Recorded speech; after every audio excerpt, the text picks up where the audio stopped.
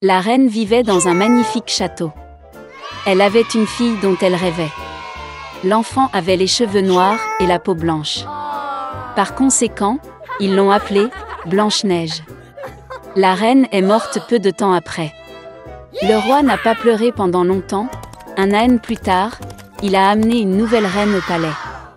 Elle était belle, mais en colère. La femme a apporté un miroir magique avec elle. Chaque jour, elle admirait son reflet en lui et lui posait la même question. Qui est la plus belle du monde?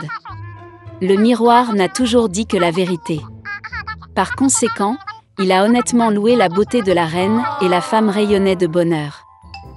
Blanche-Neige grandissait et chaque année sa beauté s'épanouissait de plus en plus. Et maintenant, une fois de plus, s'adressant au miroir, la reine a entendu en réponse qu'elle n'était plus la plus belle du monde, mais Blanche-Neige. La reine n'allait pas endurer cela dans son propre palais. Elle a ordonné à son fidèle serviteur de conduire la princesse dans un fourré impénétrable et de la tuer. Mais le serviteur ne pouvait pas, même pour l'amour de la reine, tuer la douce fille. Il a amené la princesse dans une forêt sombre et l'a laissée partir. Et lui-même retourna au château et dit à la reine qu'il avait suivi son ordre. Pendant longtemps, la princesse a erré dans la forêt. En chemin, elle était aidée par toutes sortes d'habitants de la forêt. Blanche-Neige était très gentille avec eux et ils sont donc devenus de bons amis. Vers le soir, la princesse est tombée par hasard sur une petite maison. Elle y entra et vit qu'il n'y avait personne dans la maison. La table était dressée pour cette personne et il y avait 7 lits bébés dans la chambre. Et tout dans cette maison était très petit. Par conséquent, Blanche-Neige s'est rendue compte que cette petite personne vit ici. Après un long et difficile voyage, elle se coucha sur l'un des lits et s'endormit profondément. Les 7 nains sont rentrés chez eux tard dans la nuit. Ils ont été très surpris par l'apparition d'un invité inattendu. Dormir Blanche-Neige était si charmant que les nains ont décidé de la laisser dormir et ne l'ont pas réveillée. Le matin est venu. Blanche-Neige s'est réveillée, a vu les 7 nains et a eu peur. Mais ils étaient affectueux avec elle, et la fille a raconté son problème. Ils ont tout de suite aimé Blanche-Neige et les nains l'ont invitée à rester avec eux. De plus, elle a accepté de s'occuper de la maison, cuisine, lavage et nettoyage. Chaque matin, les gnomes allaient dans les montagnes pour extraire de l'or et des pierres précieuses, et revenaient tard dans la nuit. En partant pour le travail, ils ont averti Blanche-Neige afin qu'elle ait peur de la méchante belle-mère et n'ouvre pas la porte à des étrangers. À ce moment, la reine, comme d'habitude, se rendit dans la pièce secrète pour parler au miroir magique. Mais le miroir a soudainement dit qu'elle n'était pas la plus belle du monde, mais Blanche-Neige. Que la princesse est toujours en vie et vit avec les gnomes dans la maison. La reine est devenue très en colère et a décidé de s'occuper elle-même de Blanche-Neige. Elle est allée dans une pièce secrète et y a cuisiné une pomme venimeuse. C'était très beau à l'extérieur, mais si quelqu'un n'en mangeait ne serait-ce qu'un morceau, il mourrait certainement.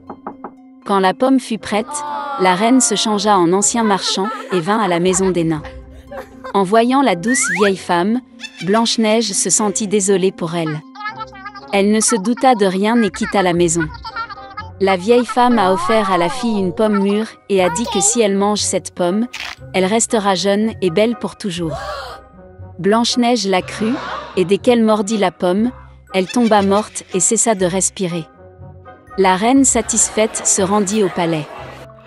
Dans la soirée, les nains sont revenus du travail et ont vu Blanche-Neige gisant sur le sol. Elle ne respirait pas. Ils ont sangloté si fort et ont déploré que leurs cris aient été entendus par le beau prince, qui chassait dans la forêt voisine. Il est devenu intéressant pour lui quel genre de hurlement s'est produit qui a effrayé tous les animaux. Et quand le prince a trouvé la maison des nains, il a vu Blanche-Neige. Elle était si belle que le jeune prince est immédiatement tombé amoureux d'elle. Il a persuadé les nains de l'emmener avec lui au château, car il y a des médecins qui peuvent guérir Blanche-Neige.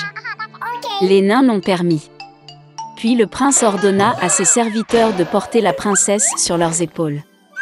Et quand il la portait, il arriva que les serviteurs trébuchaient sur un buisson, et de la commotion cérébrale, un morceau de pomme empoisonnée est tombé de la bouche de Blanche-Neige, et elle s'est réveillée. En voyant le jeune prince, la fille est également tombée amoureuse de lui, et a accepté de l'épouser. Ils ont également invité leur méchante belle-mère au mariage. De colère Q. Il y a longtemps, dans un petit royaume, vivait un roi qui aimait à s'habiller plus qu'autre chose. Il pouvait passer des journées entières dans la loge, s'exhibant devant le miroir dans de nouvelles robes. Ainsi, pour chaque occasion de la vie, que ce soit un voyage au théâtre ou juste un petit déjeuner, le roi avait préparé les meilleurs tissus et robes. Et puis un jour, 2 escrocs sont arrivés dans le royaume. Dans les rues de la capitale, ils ont entendu parler d'un roi qui adore se déguiser. Et puis un plan astucieux a mûri dans l'esprit des trompeurs. Ils ont décidé de se faire passer pour des tisserands capables de fabriquer un magnifique tissu, mieux que rien ne pouvait être imaginé. Et pour que le roi leur prête définitivement attention, les escrocs ont répandu une rumeur selon laquelle leur tissu avait des propriétés magiques. Il est complètement invisible pour ceux qui sont impénétrables. Quand le monarque a entendu parler des incroyables tisserands qui sont apparus dans son royaume, il était très heureux. Après tout, il eut enfin l'occasion de comprendre lequel des conseillers royaux et des sujets est stupide. Le lendemain, le roi convoqua les tisserands, les couvrit d'or et lui ordonna de coudre la meilleure robe à partir de tissus magiques et de fils d'or. Ensuite, les trompeurs ont pris tous les matériaux précieux, ont pris l'or et se sont mis au travail. Ils se sont assis devant les machines royales vides et ont commencé à faire semblant de coudre une robe magique pour le roi. La rumeur sur le tissu extravagant s'est répandue dans tout le royaume, et tout le monde voulait la voir. Le roi lui-même ne faisait pas exception. Il voulait vraiment jeter un œil à la robe, mais il avait peur d'être stupide et de ne pas voir le tissu. Et c'est ainsi que le monarque décida de leur envoyer son conseiller le plus sage, le plus intelligent et le plus honnête de tous. Lorsque le vieux conseiller est venu à l'atelier, il a vu comment les trompeurs travaillaient derrière des machines vides. Ils ont soulevé une robe inexistante, redressé des plis invisibles et vanté de faux dessins. Puis le conseiller, effrayé de paraître un imbécile, fit semblant de voir aussi la robe. De retour au royaume, le vieil homme ne trouva pas la force d'admettre qu'il n'avait rien vu. Par conséquent, il a rapporté au roi que le tissu était magnifique. Le ministre suivit le conseiller auprès des tisserands.